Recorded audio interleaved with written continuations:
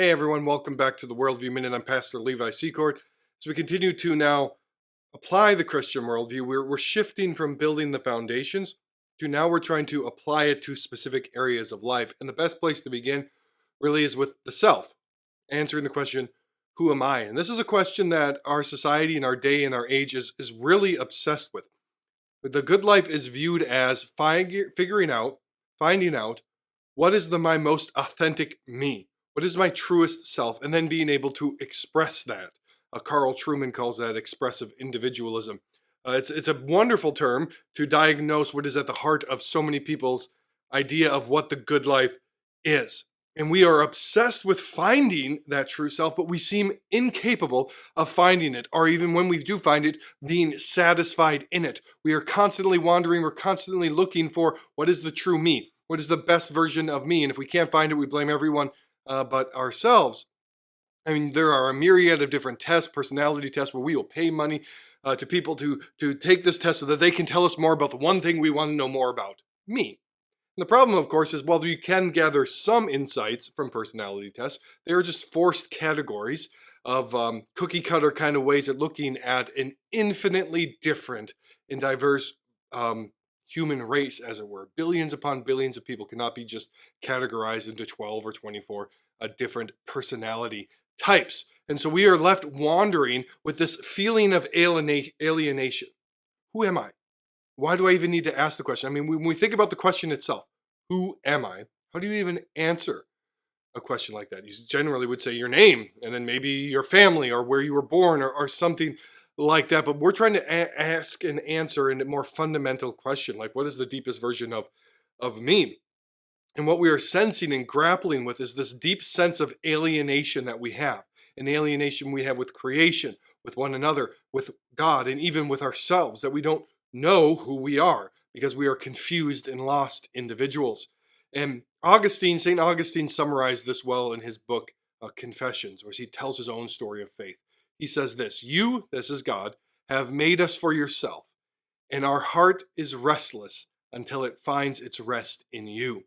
That is, we will have this restless search for the self until we see ourselves in God, till we can see ourselves in relationship to God, is what I mean, not in God, but in relationship to God. So what you believe about who you are, how you answer that question, who am I, is a very important question. This our society gets right. It's very important who you think you are because you bring you with you wherever you go.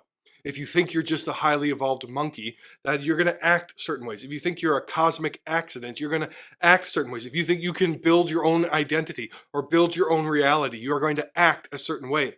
Conversely, if you think your identity is given to you as a good and gracious gift from God, if you see yourself in relationship to God primarily as the foundational truth of who you are, then you're going to act differently. But the problem is we've been looking for the good life completely within. If you take God out of the equation, if you remove him from the equation, all you have left to find out who you are is by looking within. And that is what our society tells us to do in a myriad of different ways. And if you want to find out who you are, the best way to do that is to look into yourself. I mean, you think about the absurdity of this for a moment. I'm going to find myself by looking at myself and defining myself by the standard of myself. It's this endless loop. It's this hopeless search. So we have a myriad of different slogans that sound so inspirational, but at the bottom, they're meaningless. They're nothingness. To thine own self be true. Tell people your truth. Discover who you really are. Look within. Follow your heart. Your heart is never wrong. Well, it's wrong a lot of the times. Be yourself. There's only one you. Care for yourself first. Believe in yourself. I need to find out who I am. If you don't love yourself, nobody else will. Or you need to find someone who will love you and affirm you for who you really are.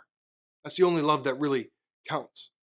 And this is the kind of shallow sloganeering that we're stuck with when we don't have a firm foundation and a firm starting point. Without an external reference point to measure ourselves by and to build a foundation upon, we have a self that becomes meaningless. We build on shifting sand, as Jesus says. If you can't define yourself without looking within yourself as the primary definition of yourself, it's a self-refuting kind of nonsensical way to look at who you are. And this leads to what is really plaguing our day, and it's a worship of the self. We define God, not instead of us defining ourselves by God, we define God by what we would like him to be, by our own standards. And so we start to worship this idea of ourselves, right? Those who make idols become like their idols. And as we've made our idols into the self, we become more like ourselves and less like God. So if we want to truly know who we are, we need something outside of ourselves. We need an external standard. Because right now, the self, this search for the self that everyone conducts on, and we're encouraged to do in so many different ways, is an untethered, unguided, and purposeless search. We turn within to find that meaning, but we can't find it, so we turn further within, and we're always trying to move from one definition of the self to the other. Like we have people who have 100 different identities and all these other different things that they do, is because they've been told their entire life that the greatest good is themselves, and that they have to find their truest self, but the only way they can find their truest self is within themselves. And it's madness, because the self is not a sufficient reference point unto itself. We need something else besides me to define me.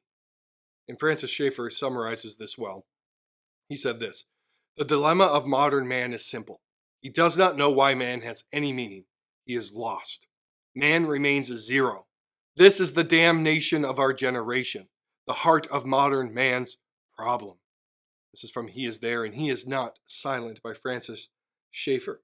The dilemma of modern man is we are told on the one hand, we really have to grasp this, we are told on the one hand that man is a nothing. You're a cosmic accident. You're a fluke. You're just a highly evolved animal. You're just a certain arrangement of atoms that will be rearranged differently after you're dead, but there's no lasting you. There's just poof, oh, there's some atoms gathered together and they don't really have meaning, so you have to make that meaning for yourself. And so man is told on the one hand, through naturalism and some other things, that he's meaningless. And then on the other hand, you're told this meaningless glob of atoms has to define himself, has to provide his own meaning for himself. And it's a hopeless search. So modern man is left with this angst, this unease, as it were, as he tries to figure out who he is.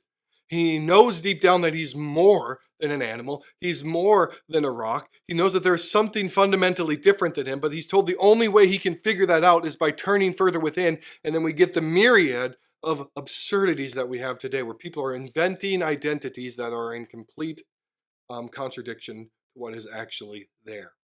This is the dilemma of modern man. It is simple. He does not know why he has any meaning.